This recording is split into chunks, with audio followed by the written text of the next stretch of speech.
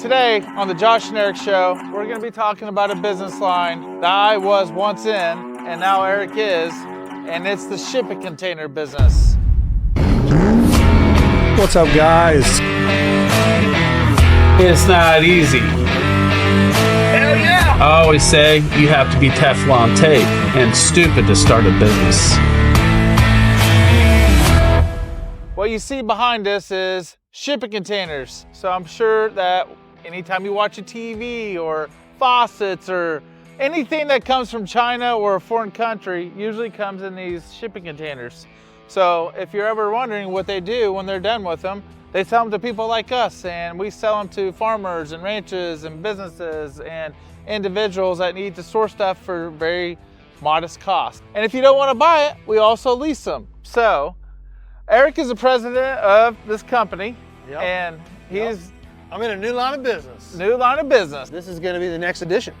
And it's going to be a lot of fun, and it's going to be similar to what I already do, right? And that's why same customers, right? We're just transporting something. It's what we call dummy iron, right? Dummy iron. That means no motors. Yep. So all we got to do is buy them, pick them up here at our facility, ship them over to the customer A, customer B, drop them off, leave them be till they call you back and say, hey, we're done with it. Exactly. Right? So very simple, in my opinion, comparatively to some of the different things that we get into together, right? This piece of business is a little more simple.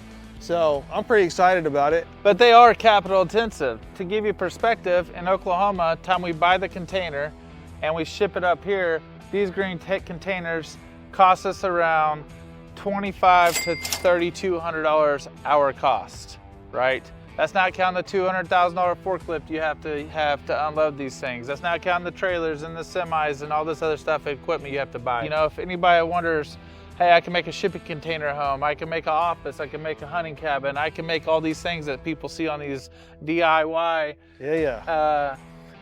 networks and many other YouTube channels. With them. Houses, veterans housing, we can do any and all things like that. But they come in, these are 40-foot used, right? And these are 20-footers. As you can see, these don't have lock boxes on them. You lock them from right here on the latches, right? Let's come over here to some of these. But also tell them it'd be good to know that we can actually weld on that's and what I was gonna show you. fabricate. Wait. You already got playing here, here. I dude. can't believe it. They're getting all worked up. These are the lock boxes. You put this little fancy lock in there and nobody can steal your shit. That's right. You had a previous business that had these. Do you have any weird encounters with stuff inside of these things? Yeah. Well, tell me some of them I had stories. an FBI agent watching me one time for like 9 months. I guess the cartel was doing some shit in these things that they shouldn't have been doing. And then I had this guy, and he walks in my office, and he hands me his card, says Federal Bureau of Investigation. I was looking, I was like, that was a joke, right? I thought it was a joke. I was like, does that mean FBI? Because everybody thinks all FBI agents have a badge and something. No, it's not that fancy. But they were watching us. They found out I wasn't a bad guy, and had to give them some information. As you can see, Erik's gonna have, we brand these things, we lease them, we sell them, we like to lease them, right? We sell a lot more used containers because it's a lot cheaper. People can paint them, we can paint them for them. Yeah. But we have our forklift holes. As you can see, these don't have forklift holes because these are designed for rental fleet. These are not. As you can imagine, when you don't have forklift holes, having to get these giant forklifts. And these things are whips you wash. I had one time, one fall of I had one blew, I had 20-mile run gas and it blew on top of the forklift almost. Holy crap. If you don't have the fork holes in there, it's kind of tough to get up underneath them. So we like to have the forklift holes in them, but you get what you get. And we paint them beige because it blends in with kind of our surroundings. Guys, this just goes to show you, once you prove to your customers that you can do what you say you're gonna do, you can do exactly what Erik did, and he adds a vertical line into his product offering, his rental fleet, right? And that is shipping containers. So now he takes the same customer and leases out containers in various heights and lengths and configurations of offices from 40-foot, 20-foot, high cube, double door, list goes on of what we can do with these things. But he can offer something the market needs immediately to the same customer that already trusts and like you. I know, it works out, right? So it just fits into my core group of services that I'm gonna offer to construction, industrial, and residential, pretty much anybody, any group, right? I can have one or all of these services for. And it doesn't have a fucking motor. It doesn't have a fuel filter. But it takes expensive trucks. It does not have the air filter. It does not have tires. Yeah. It does not have anything we have to maintenance. So 2 rednecks like us, or a redneck like yourself. Easy.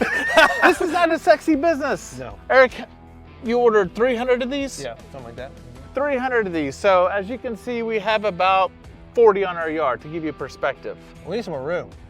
It does not have to be a sexy business. It doesn't have to be one of those Amazon fulfillment centers. It can be, but it doesn't have to be anything cool. I mean, shipping containers are not, it's a box, it's a metal box. I wouldn't But call it cool. You know. it's not cool. We like these type of businesses that we can add on to something that you're already in, that you already know, and it doesn't require a lot of skills, really. It's a metal box. So once you figure out how to deliver and pick it up, and once you figure out how to buy them right, you're pretty much ready to go. Yeah. So we just want to give you a slight glimpse. You know, we'll come around here real quick. And we use them ourselves. Right here's a perfect example. Eric uses them, we're using them for septic and plumbing. We're storing shit in there. We don't even know what we got in there. And this is how we stack them. Why do we stack them like this? Because we can get forklifts directly underneath this. That's another thing too. You got to get a serious compacted yard because this subgrade, that forklift weighs 80,000 pounds. Yeah, it's crazy. So you go put 80,000 pounds plus another 7,000. What is that, Eric? I don't know, I wasn't listening. I was wondering if you could jump up there and touch that. Oh, You got I any can- skills? I can touch that double deal right there. No, let me see it. I can, Let me I see got it. you. Oh, you got more skills than I thought.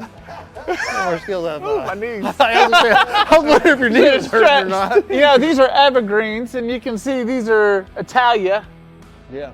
and we got these in all different types of brands. It's like Ford, Chevy, Honda, Toyota, and whatever else you can think of.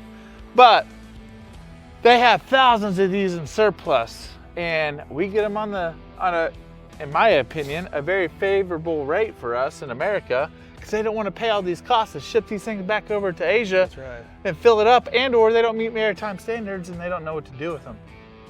So Here we are. we're repurposing them. Yeah, and here we Does are. that mean we're kind of green?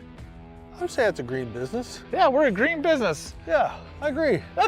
See, we're making the earth cleaner. Man, look at us go. If you do need a shipping container, call On-Call Services and Rentals. Yeah, based out of Tulsa. Eric's about to Let's blow go. this thing up.